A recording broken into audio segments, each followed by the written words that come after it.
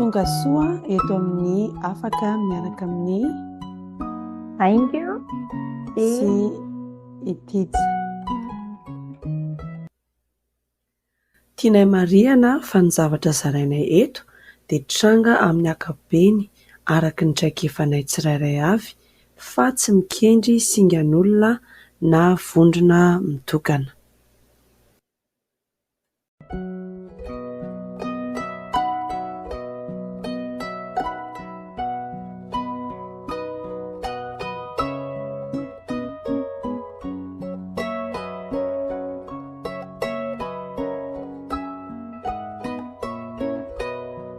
Faly miaraba ny Aingo sy Marcelin Tsihoboto vahiny afaka androany. I Marcelin zany eto amin'ny Minneapolis amin'izao fotoana andraisantsika feo zao fa avelantsika Marcelin anazava kely ny mombamomba azy izany Marcelin Tsihoboto zany dia inona ny lohahevitra ho ampahafantarintsika ny mpiain'ny podcast afaka androany. Dia tonga soa Marcelin. Tsotra Tija, miarahaba ny Tija, miarahaba ny Aingo ary miarahaba ny mpiain'ny fandaharana. Marcelin ny anarako Marcelin Tsihoboto avy any Toliara. Anisany voaray tamin'ny programma Mandela Washington Fellowship année 2023 ny tenako. Manaraka fiofanana mahakasika leadership public management aty amin'ny université Minnesota. Misaotra betsaka nanaiko vahinay nisy resaka fanaovantsika izay mba tianay zany raha afaka ampahafantarinao ny mpiaino anay le Help is Hope, inona moa le Help is Hope, inona ny ataonareo amin'le Help is Hope. Ankoatran'le programme leadership atao aty États-Unis moa zany dia misy activité hafa ataoko any Madagascar. Tenako dia miasa ao amin'ny ministèren'ny Jomo, chef de service ny pêche any Toliara. Ankoatran'le asa hoe chef service ny pêche dia président l'association anankiray koa, association Help is Hope for Madagascar dia izy. Vao natsangana tamin'ity taona ity ny association amin'ny maharadalana anazy fa talohan'ity taona ity zay efa niasa tao anatin'izay association zay. Manao asa soa le association efa nanomboka tamin'ny taona 2020 izy. Dia mpinamana vitsivitsy zahay no nieritreritra hoe ndao mba hanao asa soa hanampy ny manodidina. Ohatra hoe rehefa tonga ny krismasy dia mizara kilalao an'ankizy, mizara vatomamy. Rehefa tonga ny fidiran'ny mpianatra dia mizara kitapo, mizara kahie, ohatran'izay. Dia tonga moa zany ny Covid dia tao anatin'izay zahay nivelatra ny activité, mizara sakafo an'olona sahirana, indrindra fa ireo olona sahirana, ireo olona mivezivezy eny an-dalana reny, nangataka fond nangataka vola moa zany tamin'ny GoFundMe. Dia amin'izao fotoana zao zahay nieritreritra nanangana anazy amin'ny hoe maharadalana anazy officiel nanomboka tamin'ity taona 2023 ity. Dia ny tenako moa zany no présidentsy association fa miara-miasa amina vahiny maro. Ohatra ao amin'ny membre anay zao misy membre anay avy any UK, avy any Angleterre, manana membre zay avy eto États-Unis eto, manana membre zay avy any Cape Town, fa zareo rehetrarehetra reo dia mipetraka ao Toliara tao membre de bureau nay. Dia ny activité nay en cours amin'izao fotoana zao satria manko zany vacances ny mpianatra zao dia fiditra koa mois de septembre dia efa nahazo fond zahay hizara kitapo ana ankizy vitsivitsy any amin'ny faritra Androy, any amin'ny district Antsombe. Zay raha ohatra ka hoe azo avaiko fohifohy ny mahakasika an'ilay association Help is Hope for Madagascar.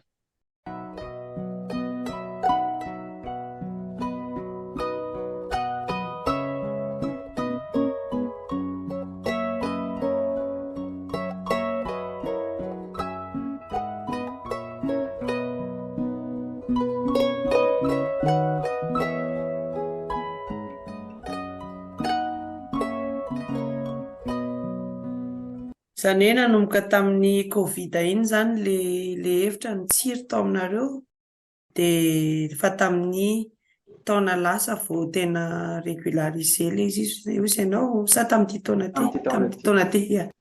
Ahoana no nafahanareo niara-nasa tamin'ny miara-miasa amin'ny olona ivelany zany a nampahafantarana andreo olona reo ary ahoana namparisika andreo olona reo zany hoe hiditra ao anatin'ilay izy ihany koa hoe hiara-iasa aminareo. Raha ny tena marina zareo reo no tena hoe nitsiry tao amin'izareo ilay hevitra voalohany. Hitanao ihany moa zany ny vahiny, ny vazaha rehefa hoe miasa any amin'ny toerana mahantra izy dia mahita ny fahantran'ilay olona dia zareo manao asa soa voalohany. Zareo reo no efa nanao an'ilay asa fanasoavana. Fa nanomboka tamin'izay 2020 zay zahay mifankahita niara-miasa moa zany satria anisan'ireo olona reo dia anisan'ireo olona miara-miasa aminay ao amin'ny pêche.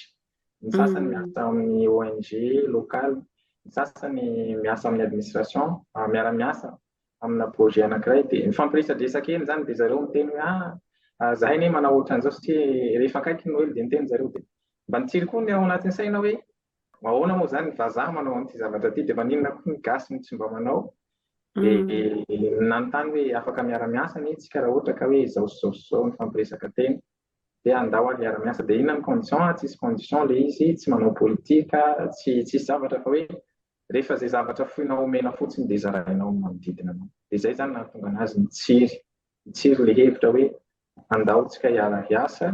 Rehefa tonga ny satria manko zareo amin'ny vazaha anazy dia misy barrière zareo mety hoe amin'ny hoe langue zao dia efa barrière ho an'zareo tsy ahafahany mivelatra amin'ny activité. Moa zareo tsy dia mahafantatra toerana hoe iza ny tokony ciblena amin'ilay izy, iza ny tokony mahazo an'ilay fanampiana dia mifanampy ao anatin'izay zahay ao anatin'ilay hoe aiza sy aiza daholo ny toerana andanana, aiza ny toerana tokony omena fanampiana. Ankoatran'izay ny atombohan'ilay fiara-miasa. Dia nanomboka moa zany 2023 andao ilay izy hatsangana ofisialy hoe mandoa taxe, maka nifstaty, manokatra sy ny rehetrarehetra dia natsangana ofisialy izy nanomboka tamin'izay 2023 zay. Nanomboka tamin'ity taona ity moa zany. Adiniko ny nanamarika teo fa ankoatra taloha zay tsy nieritreritra hoe hanao activité hafa ankoatra n'ilay aide humanitaire manao resaka charité. Fa amin'izao zahay miara-miasa amina tanora satria ilay niteneniko teo hoe misy anglisy, misy amerikanina, misy sudaf, membre de bureau daholo ireo olona reo fa tsy membre tsotra. Fa ny membre tsotra na amin'izao fotoana izao dia tanora daholo. Ankoatran'ilay manao charité zany zahay manao orientation ana tanora amin'ny resaka fitadiavana asa, amin'ny resaka bourse, ohatran'izao programme Mandela Washington zao rehefa miverina any Madagascar dia ny tanora efa manana candidat zahay ao hoe ampipostulena amin'ny programme Mandela 2024 coachena, atoro azy daholo ny lalana hoe ity ny lalana nanampy bebe kokoa nahazahoko an'ilay bourse. Tsy ny Mandela ihany fa ny opportunité rehetrarehetra satria izay manko ny olana manko amin'izao fotoana izao hoe misy ny opportunité fa ny information tsy mipasy, tsy mandeha any amin'ilay tanora. Nefa be dia be ny tanora mahay, be dia be ny tanora te hivoatra fa tsy mahafantatra an'izay zavatra zay. Izay koa zany ataonay ao anatin'ilay association ao manampy ireo tanora ireo miorienté anazy amin'ny resaka fianarana, amin'ny resaka bourse.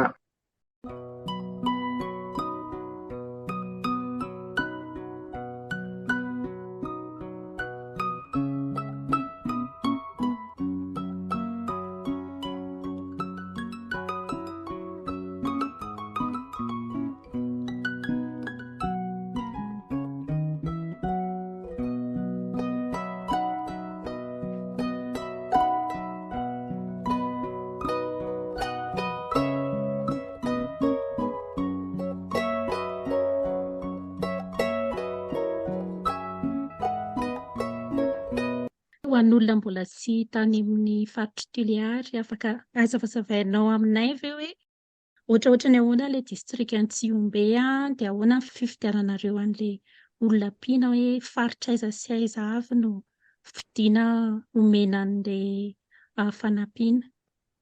Ny anay tsy limité amin'ny faritra Toliary, ny siège no ao Toliary satria Toliary manko région Atsimo andrefana, faritra Atsimo andrefana. Fa ilay Antsiombe faritra Androy.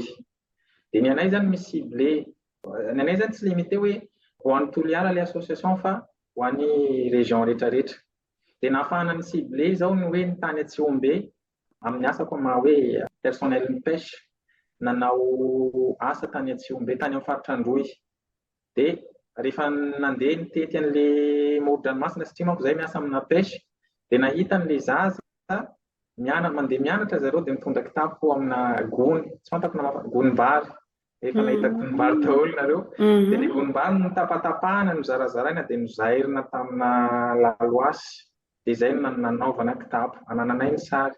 Dia nalaiko sary ilay gonim-bary dia nalefako tamin'ny membre hoe reto olona reto mila fanampiana fandahoam-bitsika zareo. Dia nalefa moa izany ny fangatana tany amin'ny GoFundMe nanampy anay amin'ilay izy. Dia hatreto aloha efa nahazo efa eo amin'ny 20 angamba ny kitapo voahangona amin'ilay hozaraina ho any ankizy fa mbola mitohy ilay izy. Dia amin'ny GoFundMe zany ny fifanarahanay fotsiny ao amin'ny association zany ny fanampiana, ohatra hoe mividy an'ilay kitapo no angatahanay fanampiana amin'ilay mpamady vola, amin'ilay mpanampy mpanao asa soa. Fa ny mandefa anazy ohatra hoe any Atsiombe zao dia anjaranay membre koa ny manao cotisation mandefa anazy amin'ireny olona ireny miantso rehetrarehetra. Atsiombe, distrikany Atsiombe anatin'ny distrikany Androy, misy distrika efatra. Ny any Androy distrikany Beloha, distrikany Atsiombe dia distrikany Ambovombe, azafady distrika anankitelo. Izay no manana moron-dranomasina izay no nandalovanay. Dia anisan'ny distrika any Androy amin'ny faritra Androy ny distrikany Atsiombe. Dia any amin'ny commune Anjapaly. Commune Anjapaly ilay toerana faritra Androy azafady indrindra, distrikany Atsiombe, commune Anjapaly, fokotanin'ny Behodatsy. Somary teny Tandroy ilay izy fa fokotanin'izay Behodatsy izay. Dia ny EPP-ny zareo ao no ampianay amin'ny episcopy. Amin'ny fitaona tianao izany zareo no ampiana. Sotra betsaka.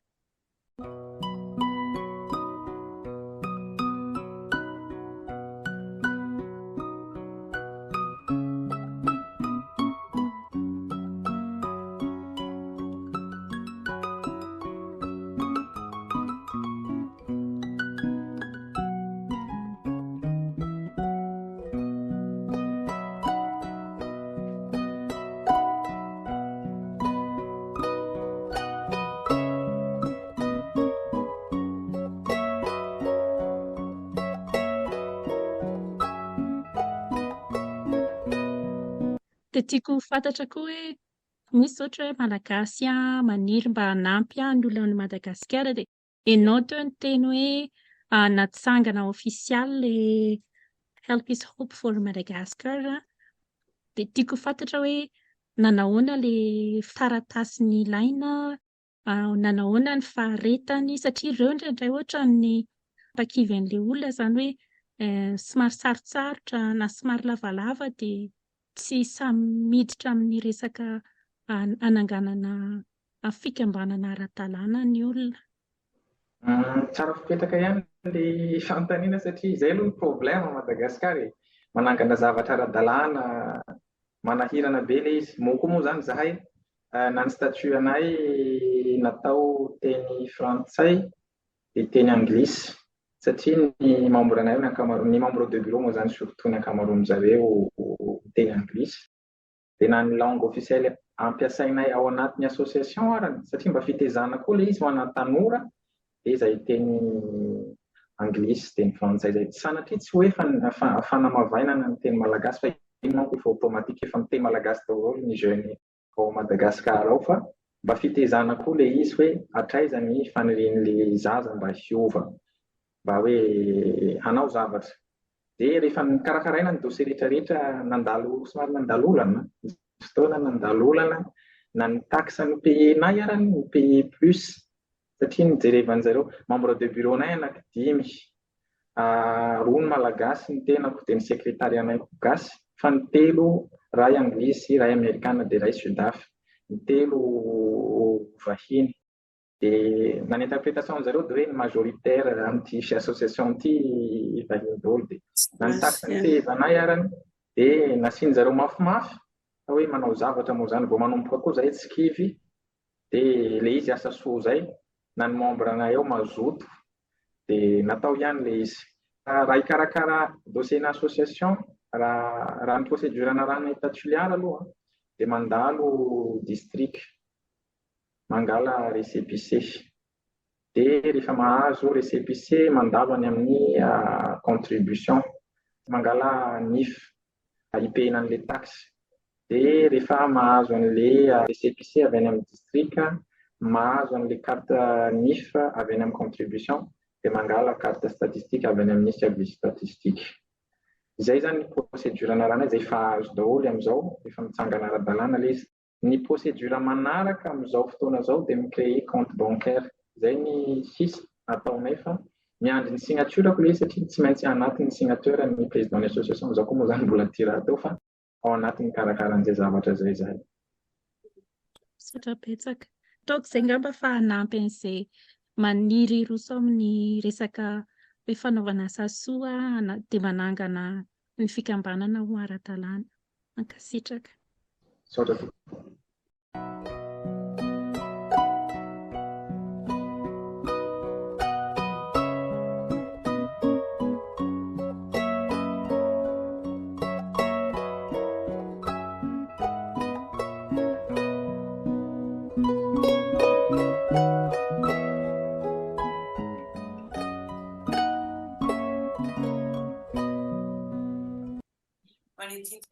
Tenen'ny Marcelin teo hoe nareo samy ao amin'ny fikambanana no miantoka ny frais, izany hoe miala poche zany ankoatran'le avy any amin'le omen'ny olona izay fanomezana donation avy any ivelany avy amin'ny alalan'le GoFundMe.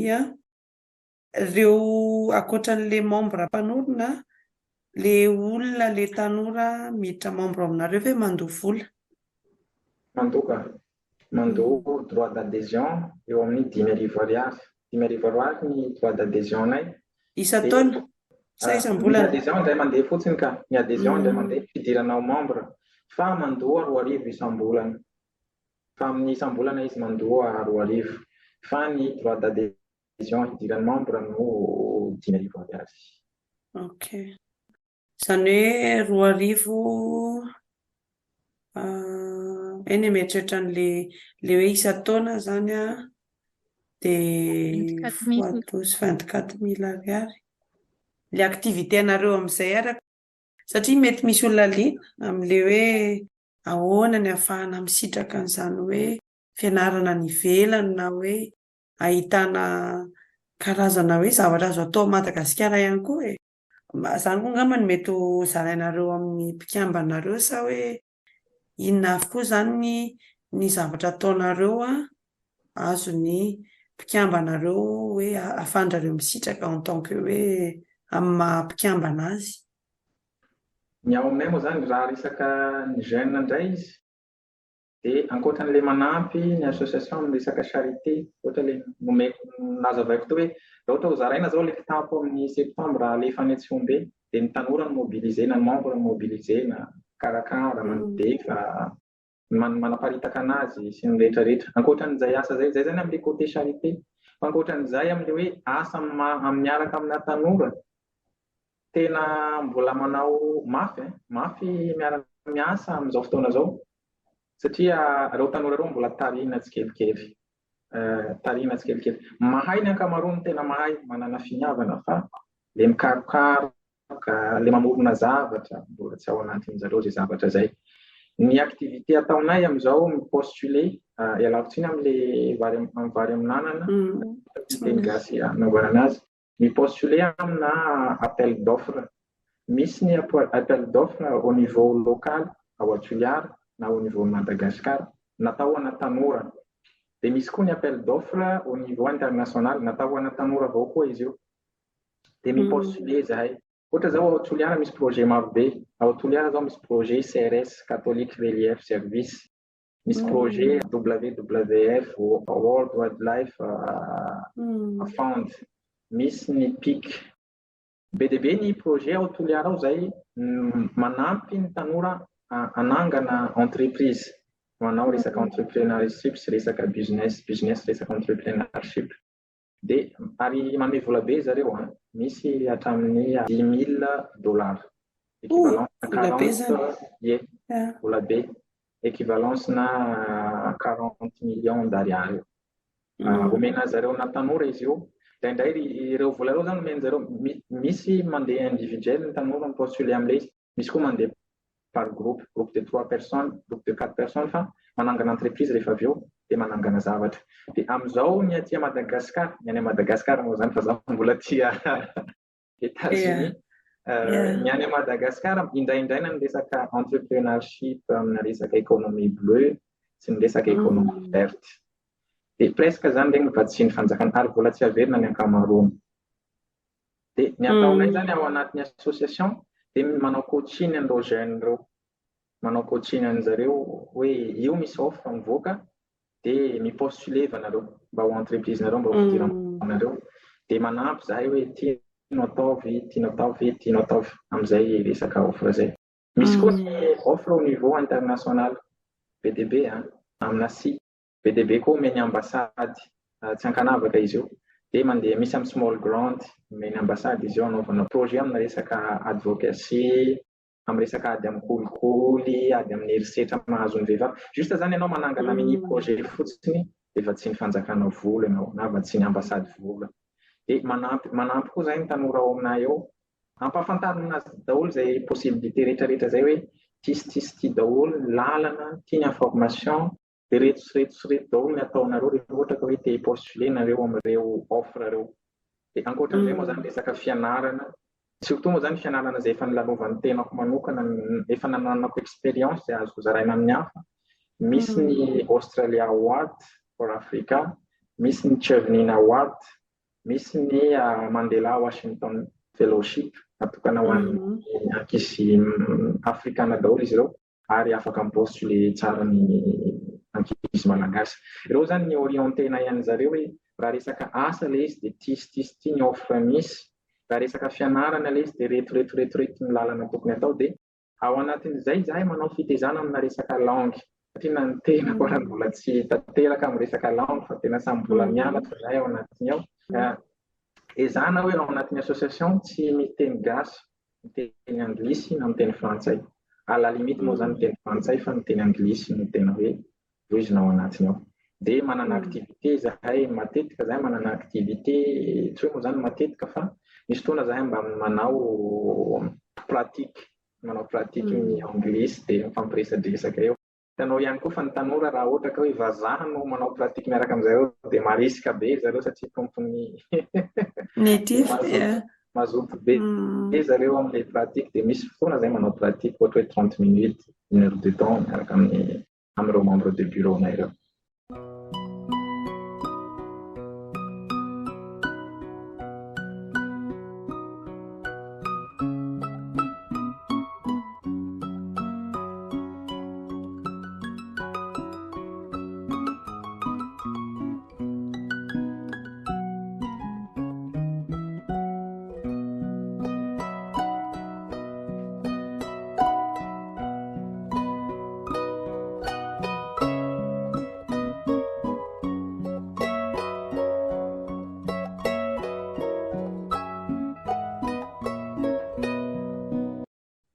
Ho an'ilay olona tsy ao anatin'ilay sehatra, inona ilay fahafanizana fotsiny ilay économie bleue maritime zany resaka hoe an-dranomasina na rano mamy, dia ny économie verte resaka any amin'ny tanety, resaka voly. Ny économie bleue zany ao amin'ny domaine anay ilay surtout ao amin'ny resaka pêche, amin'ny resaka jono, fandraharaharana zany activité rehetrarehetra izay mety ahazahoana vola ananganana entreprise amin'ny resaka rano, amin'ny resaka rano moa zany.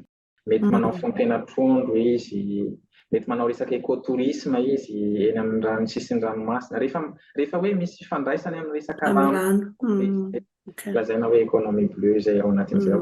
Dia mitovy amin'izay ihany koa ny économie verte, fandraharaharana amin'ny resaka tontolo maitso, resaka fambolena, resaka agriculture, resaka reboisement, écotourisme ao anatin'izay ihany koa.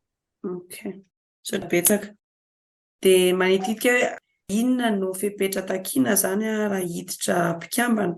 Ohatra zao hoe misy taona ve misy hoe izao taona miakatra na hoe tsy mety raha hoe olona izao taona. Izay zany dia hoe misy fianarana efa tokony vitany ve sa hoe ahoana ny fepetra zany raha ho an'ireo olona izay te hiditra mpikambana dia 5 zany no mpanorona fa anankifiry no mpikambana hoe manampy anareo mpanorona.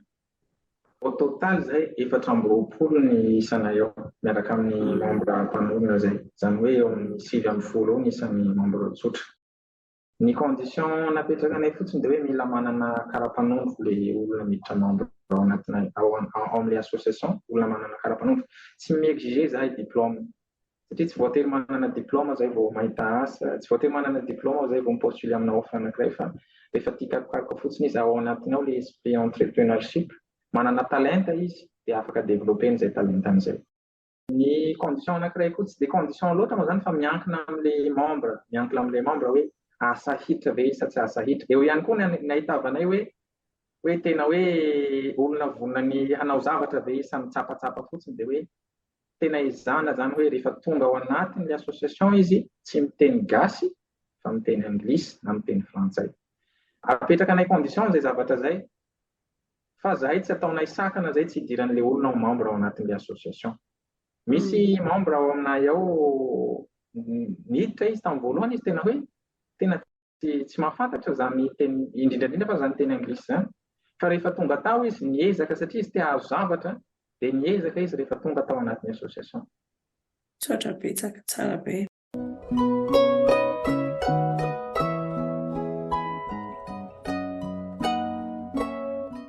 Efa mamarafarana ny fotoanantsika, misy fanontaniana hafa tiany haingo apetraka ve na hoe zavatra tsy nanontanianay teo tiany Marcel ampitaina amin'ny piano. Asa raha mety apetraka ity fanontaniana ity fa tsy maninona na tsy valiana arany hoe inona ny majoritaire ny ao groupinareo hoe vehivavy sa lehilahy. Tsara fipetraka zay fanontaniana zay. Raha tsy ataoko angamba ny compte tsy voavaliko zay fa représenté ao daholo na ny vehivavy na ny lehilahy. Raha ao anatin'ny membre de bureau aloha ny majoritaire lehilahy, anankiroa ihany no vehivavy ao anatin'ny membre de bureau, gasy ny anankiray dia anglisy ny anankiray. Fa ny membre tsotra ny tanora dia ohatran'ny vehivavy ny ankamaroany. Ohatran'ny vehivavy mba tsy tenenako fa tsy allo ataoko ny compte zay vao anona pesa. Mbola tsy nandalo ao anatin'ny eritreretrako zay hoe vehivavy fa zay tsy manavaka. Afatra farany tiany Marcel ampitaina amin'ny piano. Tiako ararotina manko ny fotoanako ararotina fa tsy isan'andro no iresaka eto amin'ny miaraka amin'ity sy haingo eto fa tonga taty États-Unis ny tenako manao an'ilay formation resaka leadership amin'ny resaka public management. Fa tao anatin'izay koa dia tia karokaroka. Tia karokaroka moa zany tsy mijanona amin'izay resaka leadership public management zay fa nanao networking, mifandray taman'olona maromaro dia nampafantatra an'zareo ny association Help is Hope for Madagascar. Dia nisy olona nifankahita tamiko taty mety fantatrinareo angamba ny Monsieur Patrick, izy no directeur général ny association Books for Africa. Dia nifampiresaka zahay dia vonona izy ny hiara-hiasa amin'ny association Help is Hope fa nametraka condition. Dia ny condition dia hoe alefan'zareo gratuit ny boky rehetrarehetra any Toliara fa ny association kosa no miantoka ny frais, miantoka ny shipping. Dia izay no mba hiangaviako izay malala-tanana afaka manampy, tsy voatery manampy ny rehetrarehetra fa izay afaka manampy amin'izay resaka boky izay. Zava-dehibe ho anay ilay satria ny fampianarana no tena hoe fototry ny zavatra rehetrarehetra. Ny anay koa manao resaka entrepreneurial, raha ny vola eo am-pelantananay aloha dia tsy mahampy. Fa miangavy an'ireo izay afaka manampy an'ilay association amin'ny fandefasana an'izay ahatongavan'ireo boky ireo any Toliara. Fa anjaranay ao anatin'ny association kosa no miantoka ny fanaparitahana anazy amin'ireo centre izay mety hoe hiara-hiasa aminay. Mety haparitaka anay any amin'ny école izy io, tsy voatery ho any Androy, tsy voatery ho any Toliara fa mety any Amorondava, amin'izay olona mety afaka miara-miasa aminay ihany koa, amin'izay école afaka miara-miasa aminay.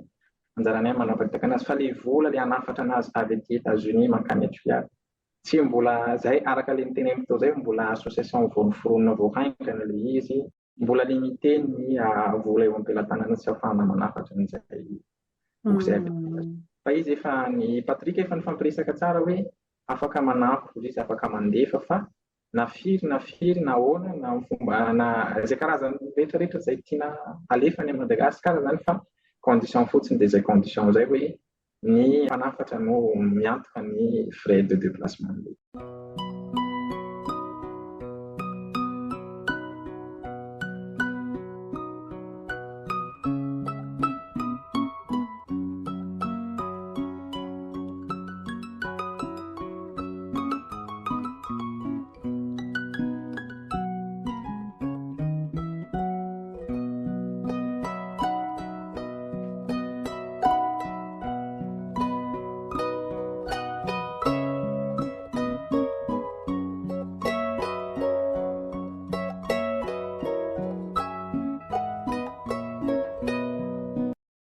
Misaotra betsaka ny Marcelin naiko vahinay sy nampahafantatra ny mpiainay momba ny Help is Hope dia mirary soa amin'ny andraikitra sy ny fikasana marobe ny fanampiana ireo tanora indrindra ny zavatra rehetra izay ho atao zany ho an'ny Madagasikara sy ny mponina ao aminy dia izay angambany fa dia mirary soa indrindra.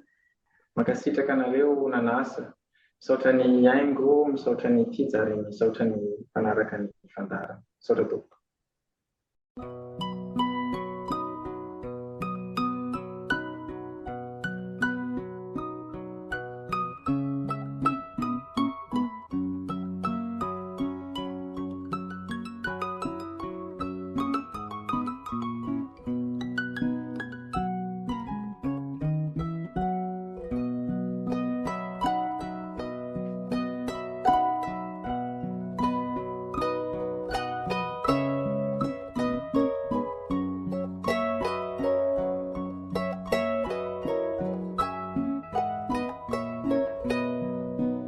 Mankasitraka antsika manaraka ny resadresaka androany. Raha hitanao fa mahasoa ny hafa dia zarazarao ary manome fotoananao amin'ny resaka manaraka indray.